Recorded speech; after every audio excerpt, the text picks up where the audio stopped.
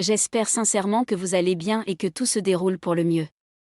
Depuis que le conflit opposant les États-Unis et Israël à l'Iran s'est imposé au centre de l'actualité internationale, une vague d'inquiétude traverse une partie importante de l'opinion publique algérienne. Beaucoup de citoyens se sentent troublés, parfois même profondément anxieux, face au flot continu d'informations, d'analyses et surtout de rumeurs qui envahissent les réseaux sociaux. Dans ce brouhaha médiatique permanent, certaines affirmations circulent à une vitesse impressionnante. Elles prétendent que l'Algérie pourrait devenir la prochaine cible d'une stratégie occidentale menée par Washington et Tel Aviv. Selon ces récits alarmistes, les grandes puissances chercheraient à remodeler hautement l'équilibre géopolitique régional et mondial, en affaiblissant ou en marginalisant les États qui refusent de normaliser leurs relations avec Israël ou de s'aligner sur les priorités politiques américaines. Mais il faut, pour un instant, faire preuve de lucidité et de recul. Une grande partie de ces récits relève souvent de la désinformation, de l'exagération ou parfois même de la pure fabrication. Des informations déformées, amplifiées ou sorties de leur contexte, qui finissent par créer un climat de peur et de confusion. Résultat, beaucoup d'Algériens ne savent plus vers quelle source se tourner ni à quelle analyse accorder leur confiance. Les questions se multiplient alors naturellement. L'Algérie est-elle réellement menacée? Existe-t-il un projet international visant à la déstabiliser? Faut-il craindre un scénario similaire à celui observé dans d'autres régions du monde? Dans ce tumulte d'informations contradictoires, une interrogation centrale demeure: où se situe la réalité, et à partir de quel moment commence la fiction? Pour répondre sérieusement à ces interrogations, il est essentiel de revenir aux analyses rigoureuses produites par les spécialistes de la géopolitique et des relations internationales. Car la connaissance reste la meilleure arme contre la peur. Lire, comprendre et analyser permet d'échapper aux manipulations et aux simplifications excessives. C'est dans cette perspective que nous allons nous appuyer sur un ouvrage de référence particulièrement intéressant, un atlas stratégique consacré à la Méditerranée et au Moyen-Orient.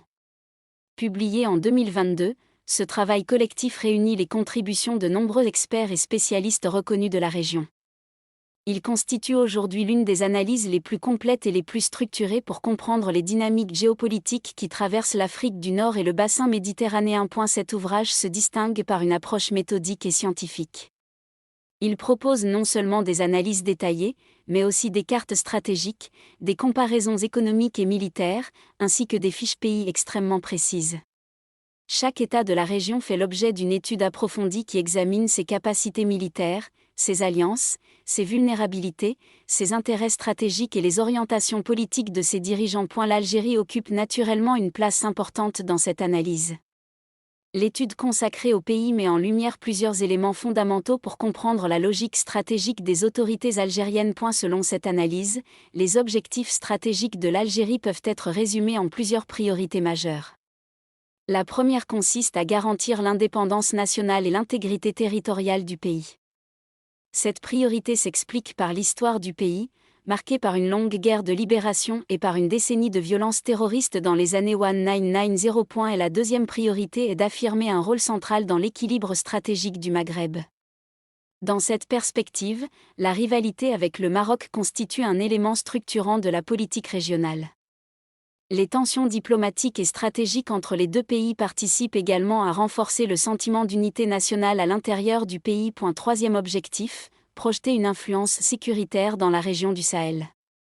Cette zone constitue un espace stratégique pour l'Algérie, notamment en raison de la présence de groupes armés et de l'importance des infrastructures énergétiques situées dans le sud du pays. Quatrième orientation, développer des partenariats stratégiques avec des puissances internationales comme la Russie et la Chine, tout en préservant une autonomie décisionnelle et en évitant toute dépendance excessive. Enfin, l'Algérie cherche à maintenir des relations solides avec plusieurs partenaires européens majeurs, notamment l'Italie, l'Espagne et l'Allemagne, qui représentent des acteurs essentiels dans la coopération énergétique et économique. L'étude met également en lumière les caractéristiques des forces armées algériennes. Celles-ci sont considérées comme les mieux équipées d'Afrique du Nord, avec des capacités militaires significatives dans les domaines aériens, naval et terrestre. L'armée algérienne dispose d'équipements modernes, de systèmes de défense avancés et d'une capacité importante de dissuasion. Cependant, l'analyse souligne aussi certaines limites structurelles. Parmi elles figure une dépendance persistante vis-à-vis des fournisseurs étrangers pour les équipements militaires, une doctrine stratégique encore largement inspirée du modèle soviétique et un manque relatif d'expérience dans les conflits conventionnels de grande ampleur. Malgré ces limites, l'évaluation globale reste claire. L'armée algérienne possède des capacités suffisantes pour défendre efficacement le territoire national en cas de menace extérieure. Et la conclusion de cette analyse est particulièrement intéressante. Selon les experts, l'effondrement brutal de l'État algérien représenterait un scénario extrêmement dangereux pour la stabilité de toute la région méditerranéenne. Un tel scénario pourrait entraîner une fragmentation des structures militaires et sécuritaires, avec le risque de voir apparaître des groupes armés autonomes disposant d'arsenaux militaires importants. Un tel chaos aurait des conséquences directes non seulement pour les pays du Maghreb, mais aussi pour les États européens situés de l'autre côté de la Méditerranée, notamment l'Espagne, la France et l'Italie. C'est précisément pour cette raison que la thèse selon laquelle l'Occident chercherait à provoquer la destruction de l'État algérien apparaît largement irréaliste dans une perspective géopolitique rationnelle. La stabilité de l'Algérie représente en réalité un intérêt stratégique majeur pour l'ensemble de la région méditerranéenne. Autrement dit, loin d'être perçue comme une cible à déstabiliser, l'Algérie apparaît plutôt comme un acteur essentiel dans l'équilibre sécuritaire et énergétique du bassin méditerranéen.